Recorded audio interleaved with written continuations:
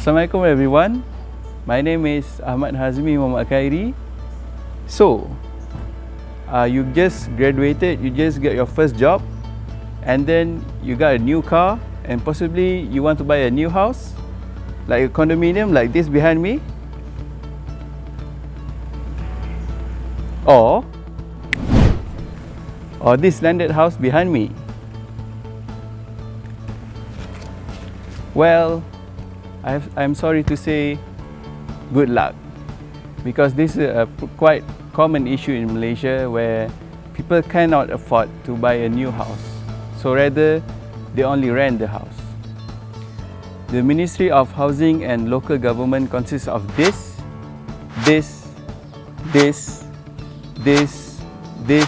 and this person.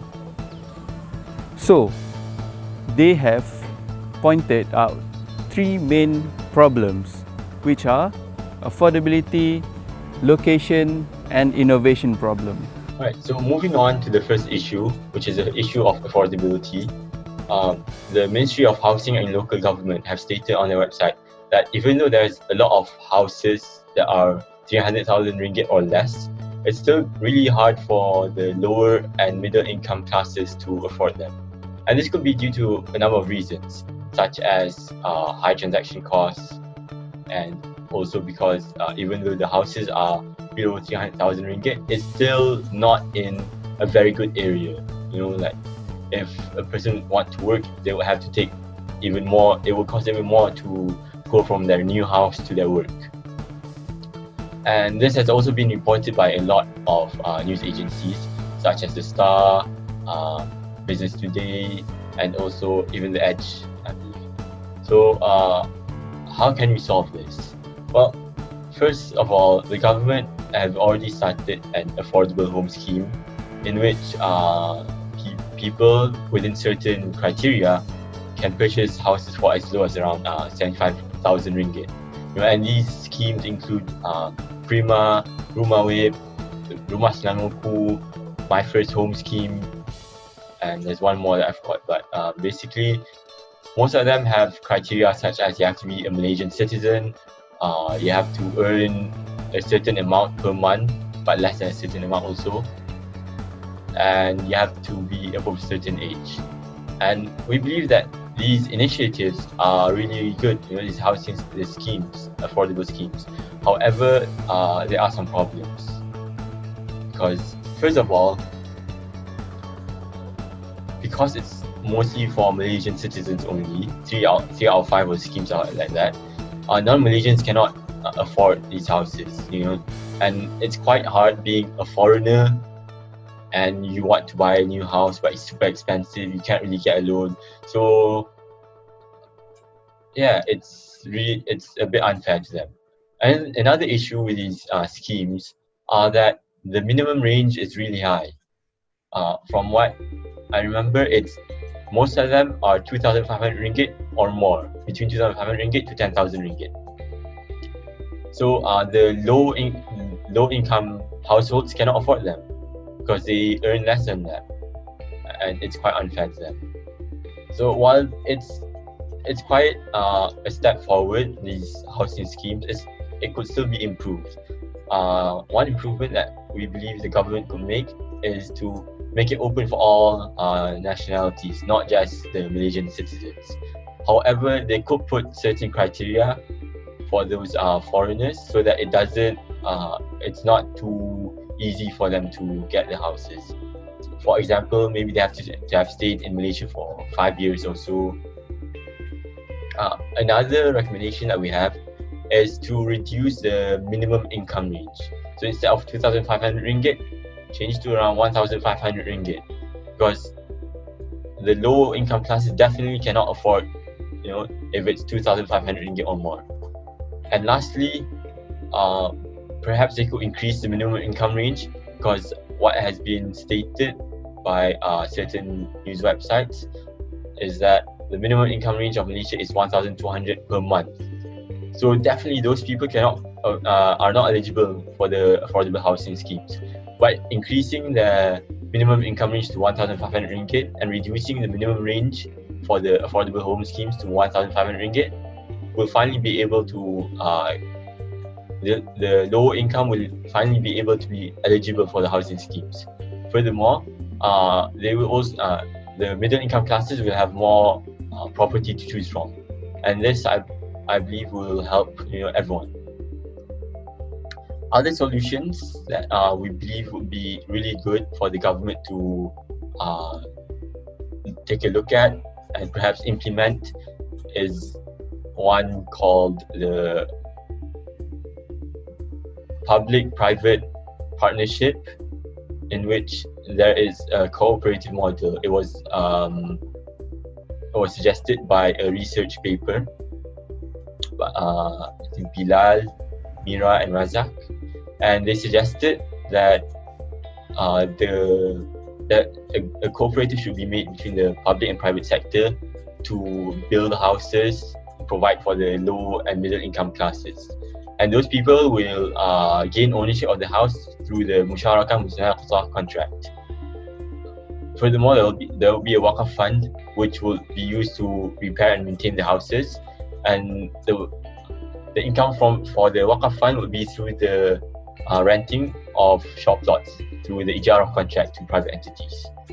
We believe all these solutions combined together will really help the lower and middle income classes to afford new houses. According to the annual report 2017 of Bank Negara, it stated that the housing market is imbalanced and the gap between the demand and the supply is keep increasing from 2015 due to the different price offered by the supplier and the demand by the consumer. It has been stated that there are about 130,690 units of residential properties that are unable to sold in the first quarter of 2017, which are the highest in the decade. Almost of the house that price above 250k is unable to sold, and most of them are condominium and apartment. These problems are worse when the price of house is increased drastically and the income of householder is not increased. The state that affected the most due to the price house increase drastically are Selangor, Kuala Lumpur and Penang. However, Bank Negara stated that 70% of house price lower than 250k are unable to sold even though the price is affordable for the majority of householders. This is because the location of the house is far from their workplace and there is less public transport provided, which makes the house is not attractive. For developing country to become a developed country, they need to have efficient public transport that will reduce the burden of the citizen by cutting their daily life expenditure. Other than that, most of the lower income householders that want to purchase the house are unable because they do not pass the requirement met by the bank for their financial assistance. Besides that, landed properties are preferred by the majority householder rather than the high-rise properties such as condominium and apartment. A few policies issued by the IIUM to reduce the supply-demand imbalance in property market, which are encourage rental market, increase efficiency in supply of affordable homes, and allocation of affordable house. Encouraging rental market is initiative to solve the for all price range house, which by creating a tenancy tribunal and authorize the Residential Tenancy Act will develop a strong rental market and make sure that the right of tenant and landlord is safe. For a affordable house problem, the supplier need to increase supplying the house, especially the landed house property, to make sure to balance the demand of the consumer. Besides that, the government should ensure that good transport connectivity is the place where the supplier will develop a new affordable house. To increase efficiency in the allocation of affordable house, the government should monitor and verify the householder that are qualified to purchase the house regularly and void the contract if the householder purchase the house for renting. A few solutions that has been provided by the Ministry of Housing and Local Government in the National Development Policy 2018 until 2022 to solve the current issue. The solution are measuring the housing affordability based on the location and trying to improve monetary framework. And the second solution is assessment of the state and local authorities and expand housing options through market rent to meet the need of diverse communities. The government will establish guidelines for ownership level and rental of housing that consider income population, urban conurbation, and quality housing standard. Other than that, the government will ensure before the contractor get approval for their project, they will take account which project is acceptable to continue based on the income of householder at that place. In addition, the government will assess the capability of the householder to purchase and rent in the house in the local area, and they will publish the report regarding this matter for every 2 years. Second solution, the government will be forming robust legislation under the rental aid homes that protect the interests of homeowners and tenants. They also want to assess the eligibility of public housing rental to encourage the transition from public rental to private rental, or maybe change the ownership of the house. The first solution that will be implemented by the government, which the government need to check before the approved contractor to continue the project, is a good strategy to overcome this problem.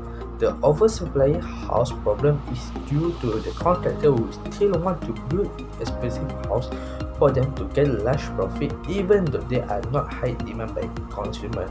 If there is checking and balance of the house project, it will help to balance the house market. Solution, I agree with the solution because it will help to fulfill the demand of affordable house, which the previous owner of the affordable house need to sell their house instead of renting. It will make more affordable house available for the low and medium income householder. Other than that, it also keep the interest and right of tenant and owner is safe. Even though the government want to increase the affordable house, the meaning of affordable house is needed to be defined. The Minister of Housing and Local Government, Zuraida Kamarudin, defined that the affordable house is less than 500,000. It is not affordable for the current B40 and 40 citizen because their current income can afford the house more than 300,000. For example, if we look at this table that take from the Department of Statistics Malaysia, the affordable house in Selangor is about 525,000 and their estimate income per household is about 6,000. They need 76 months or 6 years to purchase the house if they use their salary to pay the price house. This is people for the salary that 6,000. How about the people that receive the minimum salary, which is 1,100? It will take a long time for them to get full ownership of the house. I would think that the minister should look back at the range of the price for the affordable house and collaborate with other ministers to increase the minimum salary for employees in order to balance the housing market. Okay, Bismillahirrahmanirrahim. Assalamualaikum warahmatullahi wabarakatuh. So my name is Muhammad Alif Najmi. So I will continue my group presentation on the third issue, which is issue on innovation. Nowadays, housing industry in Malaysia became not efficient. This is because some reasons. Firstly, the cost management itself from the both sides, which is from the government and the contractor, became incompetent. That will lead to the increase of the house price. Another reason is the method used by the contractor. Some contractor are use the old method or the traditional method that they increase the cost of construction, and they need more money to build a house. Then it will sell to the customer at a higher price. As we know, our main government objective is to build the affordable house to our citizen, but due to this issue, that objective cannot be accomplished. as we can see, many our citizen of Malaysia do not have their own house because of the price itself. The price is so high compared to our income or monthly income, so they cannot afford to buy a house. So we will see what the best suggestion to reduce the cost of the construction. So our group already decided the two best suggestion solution on this issue, on how to cater the cost or issue on the cost of the construction in Malaysia. Firstly, we can apply interlocking block system.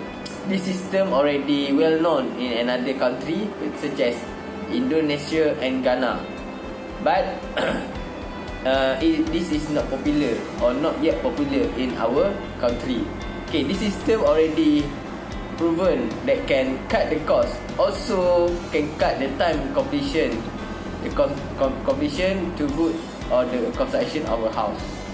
So some research already made and their result are the same, which is can cut the cost and also cut the time completion to build a house.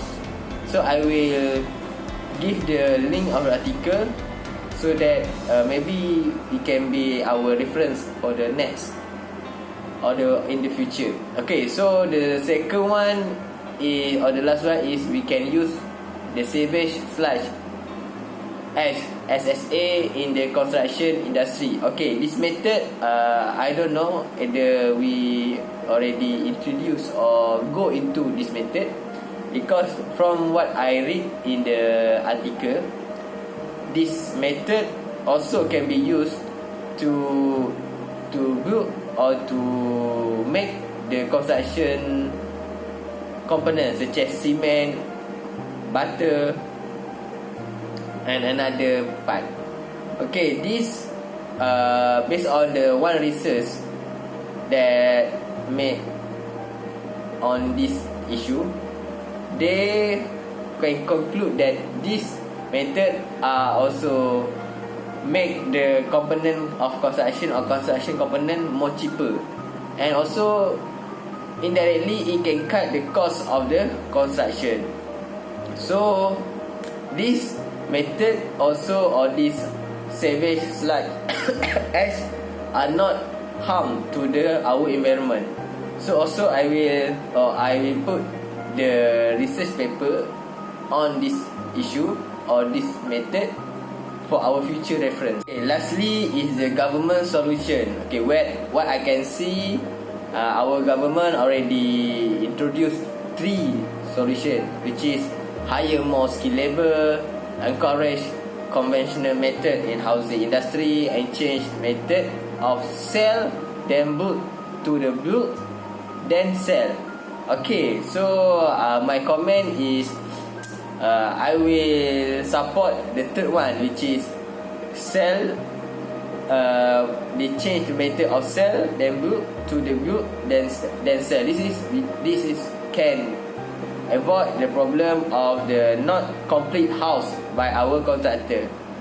So they will build the house first and then sell to the customer. Either then the customer pay first and then the contractor will build the house. So my another comment is the government should give tax deduction to the company that hire Malaysia skilled labor, because as we can see there are many foreigner labor from another country that enter into this industry. And the last one, the government also can give a grant to the contractor in order to start the construction.